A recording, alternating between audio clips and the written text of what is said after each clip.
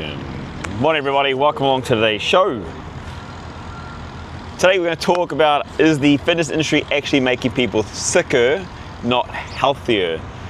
And yeah, so throw your opinions in the comment section, let us know your thoughts and even your questions, like why, right? Why am I even saying this? Because, well, I'll give you a reason why before we get into it. Now, before we get into it, make sure you do subscribe, follow, and like, share as we try and grow this 8 a.m. live show as much as we can, where we just have a talk. We just talk about different fitness, sports, wellness. So we talk about sports events, we talk about wellness topics, we talk about fitness concepts and trends. And so for this one, my thing was like, there are so many people doing fitness at the moment that so many people are led down the wrong pathways. There's so much information, there is so much opinions and thoughts, which is good, right? There's over 9 billion people in the planet here, and everyone's got their different ways and there's different genetic makeups. And so there's so much dictation by marketing that it seems like people end up in a worse off position later on than they did when they started. So for example, the biggest thing is people go on these fad diets, they crash diet, they lose all this weight, and the next thing you know, boom, they fall off the bandwagon, they put on extra weight, and they're actually worse off than when they started. That's the kind of thing that made me think about this whole, so I'm part of the industry, are we getting healthier or sicker? Now I'd like to think healthier. Now straight off the bat, my way to combat this is to create healthy habits. When you create healthy habits, you create characteristics in your body that says you eat well, you are active, you are happier, you have less stress, you're more sociable, and you just simply live a better life. Okay. So here's some other foods for thoughts. Again, questions, thoughts, opinions into the comment section. Let's see what they are. Now, with more participation means more injuries, but is that just because of mass volume? There's also injuries, anxiety, and metabolic issues are also up. There's many more people with thyroid problems. Oh, yeah, excuse me. 8 a.m. Oi. I've been awake for a few hours. Oh my gosh. Anxiety problems. People. There's also a society where there's not bullying but popularity, like you have to live up to a social economic with the right gear, the right shoes, the right supplements. You have to have the most fanciest bike, which means, if you don't have that money, people are putting themselves in positions financially in a lifestyle where they're actually worse off.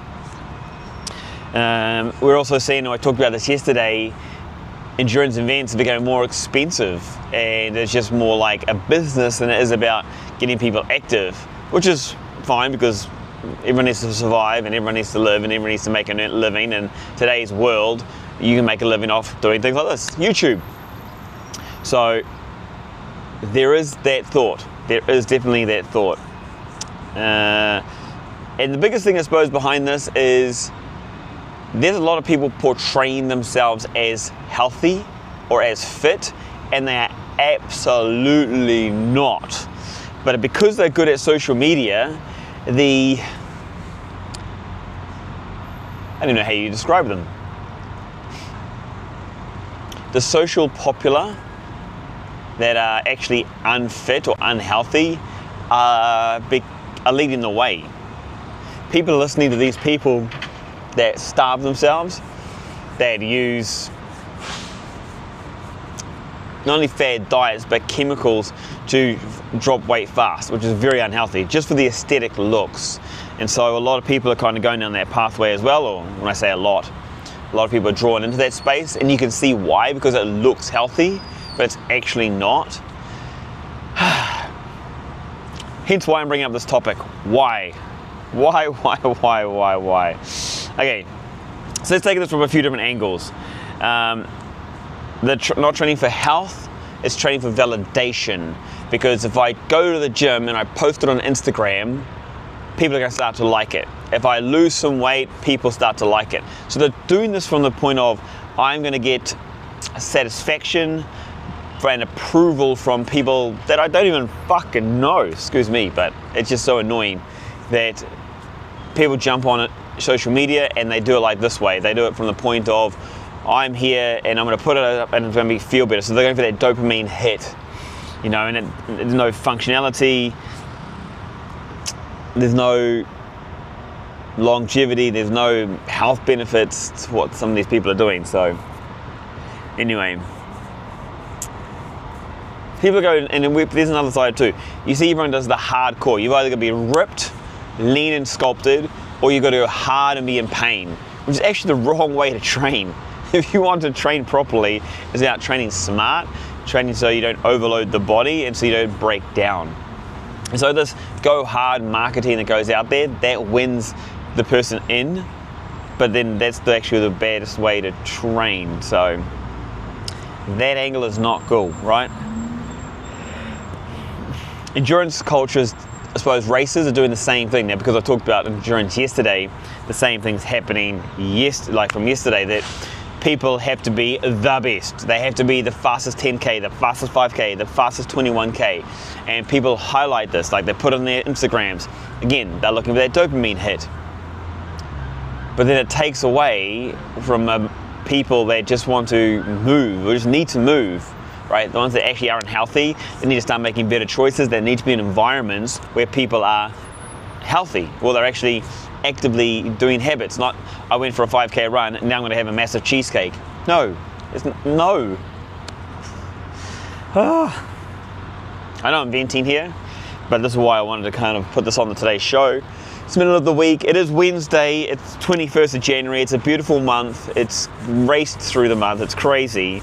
But this is what this talk show should be about. It should be about topics that we can actually discuss and bring people on to actually help you get the goals you require. And from free, this is free advice. Like literally, I just want people to be active. I just want people to be healthy. And I just want people to understand that if you are going to become healthy and fit, it's about creating habits, characteristics, and being in environments that are positive for you, that don't force you to break down.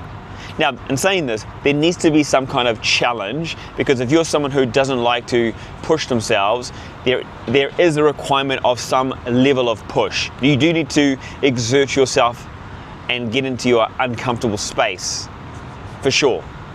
But there is such thing as overtraining. Absolutely 100%, okay? I heard this quote actually, if you push yourself and then you stop training and your training disappears, then you weren't really training. Does it make sense? So if you lose your training really quickly, it's because you were doing the wrong things. Good training means you'll maintain those benefits for much longer. Much, much longer. Anyway, let's think about this from another angle.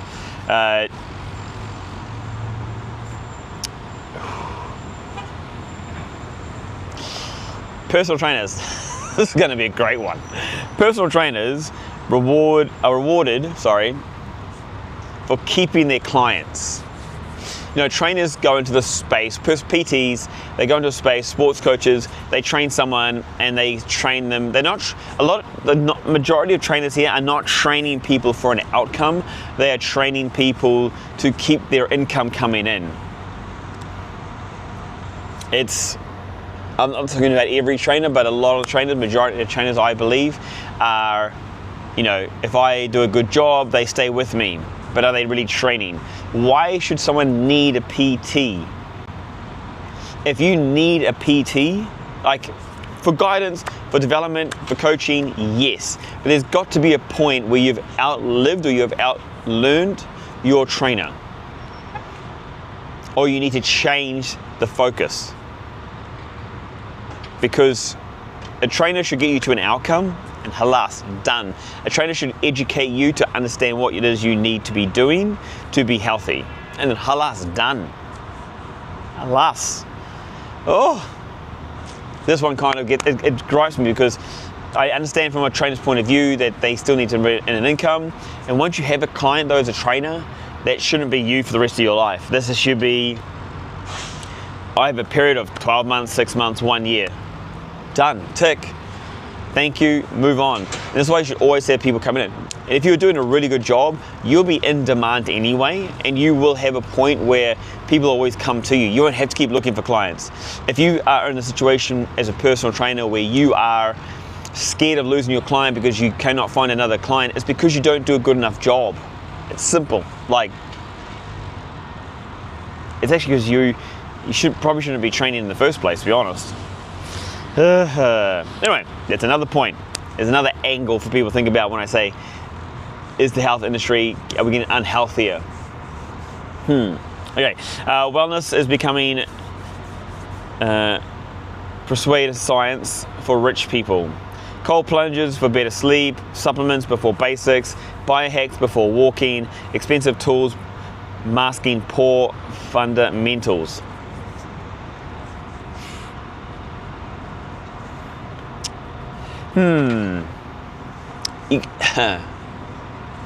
Yeah, I like to think of this one as band-aids and not treatment. There's a lot of things out there that everyone's looking for their shortcut, and there's a lot of reasons for people, like, say for example, cold plunge. Oh, if I cold plunge, that means I don't need to do my fitness or my activities. If I have supplements, it means that I am getting what I need and I do not need to eat as well, which is obviously completely incorrect. And then people use like expensive tools. Like, a big thing here in Dubai is like very overweight, unfit people are buying expensive bicycles, like the top of the line, the best bikes ever. Is that helping them get fitter? No.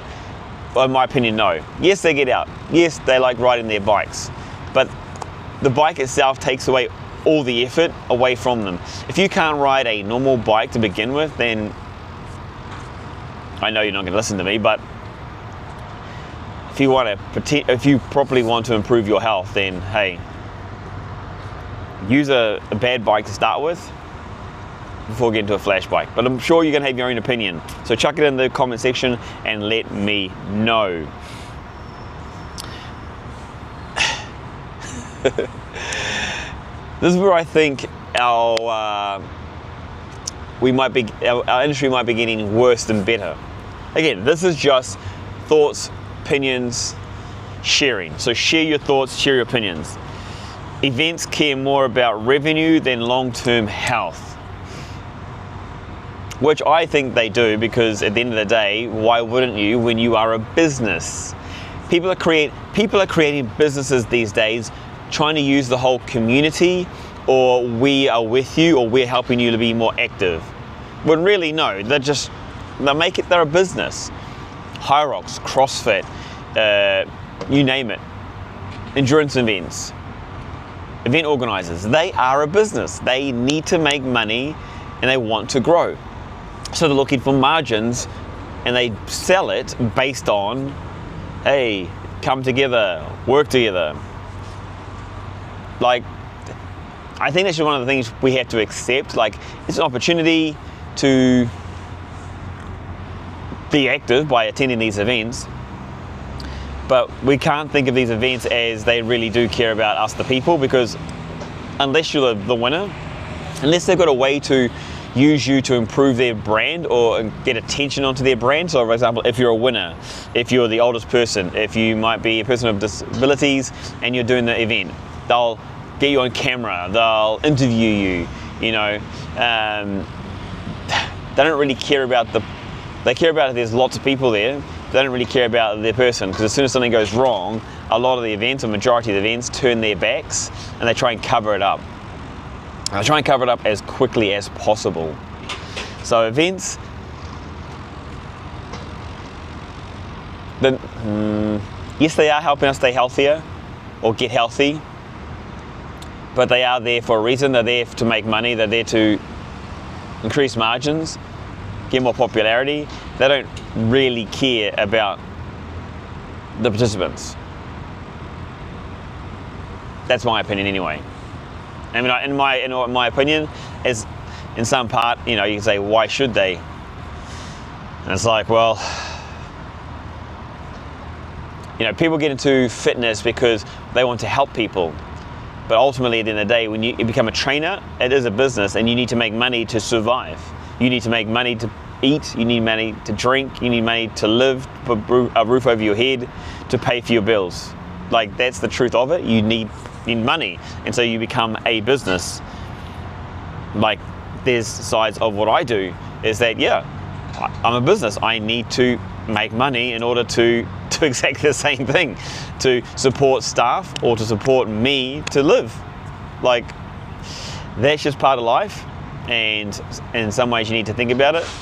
And there are ways that it's something you got to think about, accept.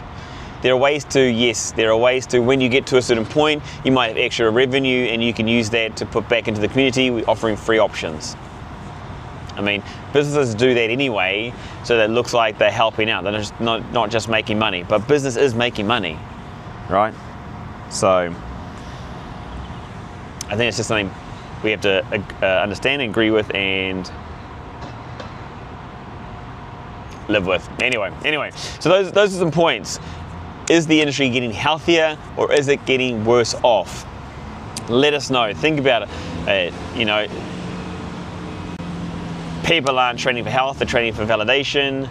Endurance culture is normalized by pushing yourself the hardest you possibly can. Gyms are trying to just attract you into there. Once you're in there, they don't really look after you. It's about just being part of a community. But it is a business. The gym is a business. Trainers, personal trainers, they need to make money, so they want to keep you as a client. So sometimes a lot of them are not training you for outcomes. They're training you just to get better, feel good, and if you feel good, you'll keep paying. People are using advanced equipment to cover up their bad habits, which doesn't mean they actually get better. They maybe get worse off. We have to understand that events are there to make money, so it is about making money. That's why you see some events, they don't give out money as far as prize money. They charge a whole lot, and then they focus it onto productions, advertising, social media, in order to grow. And you've got to go into it, I believe, understanding and having that realization. So there you go. Those are my thoughts. Share your opinions, share your thoughts in the comment section. Share with somebody else as well. See what they think. What are their thoughts on this? Is the industry becoming more harmful, or is it actually helping everyone become more active? Let us know. Every morning, 8 a.m, we're gonna have topics like this. We're gonna start to grow the show, bring people on board, and help you be more active here in the United Arab Emirates or anywhere around the world. So whatever you do today, stay safe, stay connected, and stay active.